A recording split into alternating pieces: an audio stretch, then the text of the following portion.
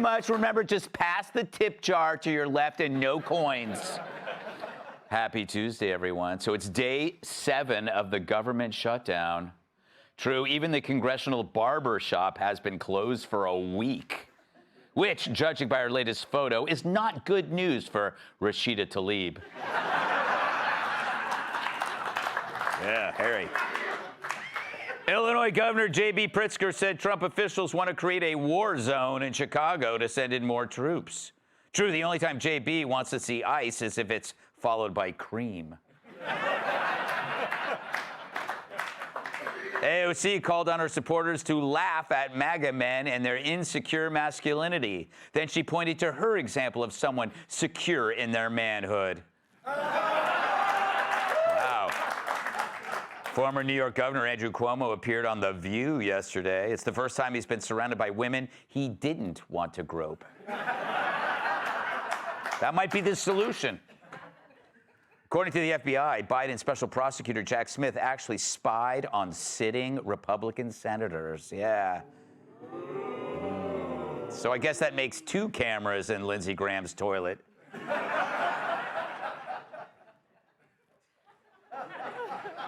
I don't know what that means. Amazon Prime came under fire from outraged fans for removing guns from its James Bond artwork. True, after the guns were eliminated, viewers thought License to Kill was about a female driver.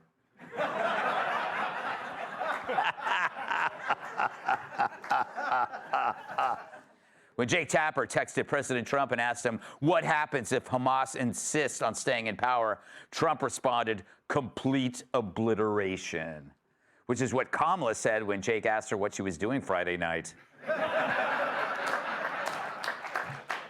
Finally, a judge gave the man who attempted to assassinate Brett Kavanaugh only 8 years in prison after he began identifying as a woman.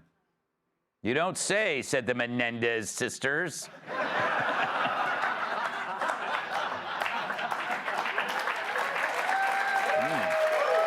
right, I'll take it. I'll take it. All right, so let's talk about Jay Jones, the Democrat running for AG in Virginia, who once sent texts expressing a desire to kill Republican colleague Todd Gilbert. He texted, quote, 3 people, 2 bullets. Gilbert, Hitler, and Pol Pot. Gilbert gets 2 bullets to the head. Spoiler, put Gilbert in the crew with the 2 worst people you know, and he receives both bullets every time. So not only is Jay Jones a psychopath, but he's about as funny as Jimmy Kimmel. But when the recipient to those texts expressed shock, Jones tripled down like Jerry Nadler when the McRib came back. Claiming Gilbert's kids were little fascists, and he even hoped that they would die too. Now, in a sane world, the Democrats would tell this guy to move to Ireland and pound Guinness and soda bread with Rosie. I mean, this guy wants to lead Virginia's justice system? Surely there must be someone better, right? Isn't Jerry Sandusky up for parole soon? Nope. A former Biden aide defended the guy, calling his text messages a private conversation. Yeah, so were Tyler Robinson's and his trans lover. What's your point, asshat? CNN watered down the headline, claiming he was simply facing pressure over resurfaced text messages, which is like saying Jeffrey Dahmer was under scrutiny over some leftovers he found in his fridge. Virginia Dems refused to call on him to step down, including Abigail Spamberger, the Dems candidate for governor. Then again, she's urging supporters to embrace their rage and let it fuel them. So face it, the entire party is behind this guy. He's got almost 200 endorsements from local and national Dems. Now, Jay did end up apologizing, saying he was deeply, deeply sorry for looking like Tiger Woods. But it was as believable as Bill Clinton getting herpes from a wrestling mat. But I get it. We've all had texts that we regret. I mean, who hasn't gotten drunk and sent a dick pic? I'm sure Joy Reid's done it.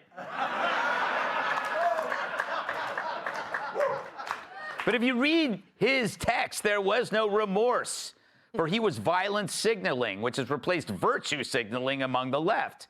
And now he's even accusing his opponent of dropping smears through Trump-controlled media organizations. Yeah, Trump controls the media, and Chris Christie controls the salad bars. But I get it. Private texts are meant to be private, but that's not what I care about. I'm more amazed how the Dems still live in denial as it becomes clear that so much of their party foments dehumanizing rage. And here I was thinking white nationalists were the real threat. Stand up against the poison of white supremacy, as I did my inaugural address, to single out as the most dangerous terrorist threat to our homeland is white supremacy. All right, old man. But now violence signaling is the rage. We see thousands of Dems on campuses, ICE facilities, on the streets seeking social validation through the threat of mayhem. They express extreme behavior to gain allegiance to a culture that rewards it. Even today on October 7th, 2 years since Hamas massacred hundreds, thousands of people. But what happened after that? Gleeful leftists tore down posters of abducted kids. They celebrated attacking a music festival by attacking neighborhoods. Why would anybody tear down those posters while laughing? Where does it come from? Well, where did the attempt on Trump's life come from? Or the sniper attack on ICE, or the torching of Tesla cars? Charlie Kirk's assassination, and Ghul's text wishing death on children. They're all of a piece. Actions resulting from the same dehumanizing narrative. If they say you're a Nazi, then they can treat you like one. They abused language so much. The people that murder children are now the good guys. And what of the Dems who clap back with, hey, it's not all of us, and what about you? They like to call what happened to Charlie or the murderous attempts on Trump isolated incidents, as if they happened in a vacuum, when it's the complete opposite, the results of a very public brainwashing. But a right-winger committing violence has no narrative preceding it. The violence is almost always internal, not sanctioned from above. But the Dems who dismiss their homicidal allies, they're like the dope in the shallow end of a swimming pool, believing it's not a problem that some weirdos are in the deep end. No, it is your problem. You're all in the same pool, and that is coming for you. Let's welcome tonight's guest. When he wants to party, he puts on Christopher Cross at a reasonable volume. Fox News contributor Tom Shalhoub. She's the star of Undercover Billionaire, which is not about Elon Musk making a Dutch oven. California entrepreneur and TV personality, Ellen Kulati. If you hate large crowds, you'll love seeing him perform. Actor, writer, and comedian Jamie Lissow. And she's so thin, she wears her wedding ring as a belt. New York Times bestselling author and Fox News contributor, Kat Tiff.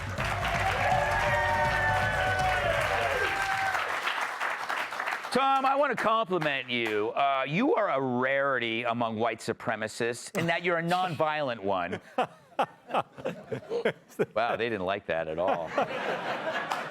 Why do you think the Dems are so fascinated with the premise of violence against Republicans? You've been around the block. Yeah, look, it's great. I love what you said, that private texts are private. That's not what gets you angry, right? Because we all know that.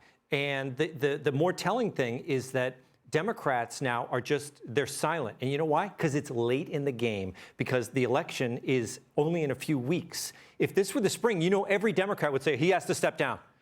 We know they're a bunch of phonies. It's a timing issue. Yes. And this guy, and then he comes out and he says, oh, I'm sickened. He said, when I read those texts, I get sick to my stomach. But he's not sick to his stomach because of shame. He's sick to his stomach because it's going to hurt his chances of getting elected. Yeah. We know what a phony he is.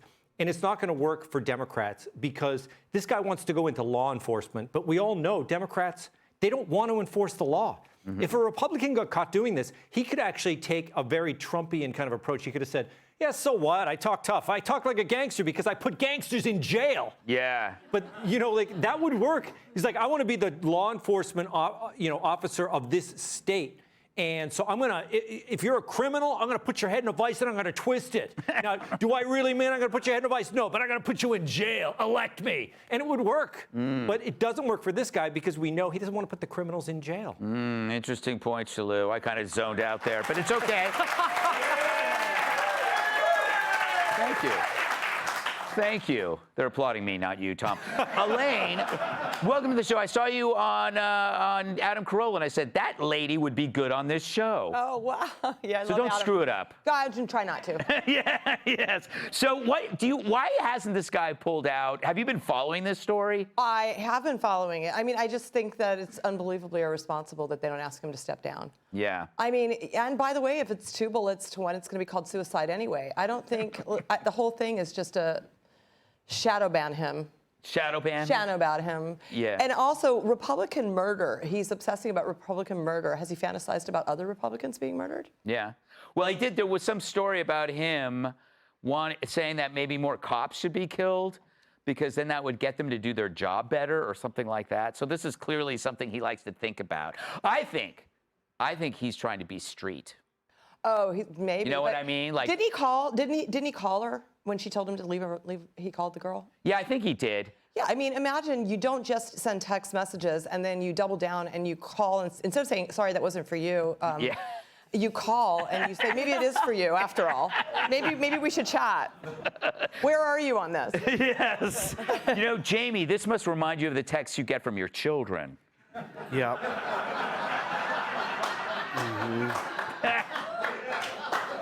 And I call them, and then they double down. Just like this guy. I think we can all agree, the things that he texted, if he's texting this, what is going through his mind? Yeah. Right? Like, for you to text. And I think we could all agree it's disgusting. And I think the whole thing about 2 bullets in this guy's head, if Hitler was in the room, I think we'd all also agree that's a bad use of bullets. Do you know what I mean? Like, you could easily save one. Mm-hmm.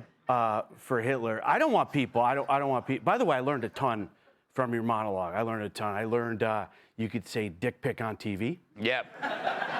You know how you get around that? You say that it's a picture of a guy named Dick, and they're like, the censors can't do. Oh, that's really good. I thought for sure you meant a guy's dick. No. I was talking about like Dick Sargent from Bewitched. Yeah. Dick Armey, the Republican. By a guy's dick, I meant his private investigator that he hired. Yes. Like Jim Rockford. He was a Yes. private dick. Yeah, that guy's dick. Mm-hmm. Yeah. Yeah, that guy. Are you done? I wish you were Tyrus. You know why? know. Because I want to ask you a black question. Bring it on. All right. I'm just kidding. I don't want to.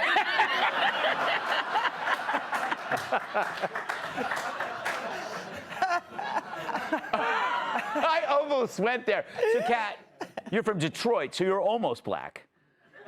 I'm Polish. You're Polish? Yes. I have a feeling that this guy was trying to act street. And that's why he was like, you know, when people, they do this stuff when they're texting, I'm a real badass, maybe had a few drinks in him. Yeah, I think he, God, I hope he was drunk. Yeah. I hope this isn't what his sober texts are like. I'd hate to see the drunk ones if these are the ones he's sending like when he wakes up in the morning and is having his coffee. Yeah. But I've been thinking a lot about this. Can you imagine what it must have been like for him to give his wife the heads up that Yes. this was coming out, right? Yeah. Was he like, hey, babe, like, he definitely started with, hey, babe. Like, Yeah. hey, you know, there's some text that's coming out, and she's probably like, how could you cheat on me, you bastard? And then he was probably like, oh, no, it's not that. And she's probably like, okay, well, that's good. Then we can get through anything. And then, I don't know these people, but I'm guessing he probably would take a long pause after that. And he would probably say something like, yes, but was fantasizing about the murder of other people. And then she was probably like, I don't know how it could get worse than that. And then he probably took another long pause. And then he probably had to be like, and also the children. Yes. I mean, I just like you said, I think it's so bad. I think it's so bad to publicize private texts. Yeah. Everyone here, all of you, including all of you, have stuff on your phones that would ruin your life if it became public. That's just how texting works. Yes. And I also understand wanting to kind of defend someone who you've known for a long time. But if this was somebody who I knew for a long time, I think I would at least have a conversation within myself about who this person was that I was close to. Yeah. I mean, this is as bad as it gets. Yeah, really. yeah. I'm trying to think if there's anything on my text that even come close to this. I mean, yours are far worse. Yes, that's true.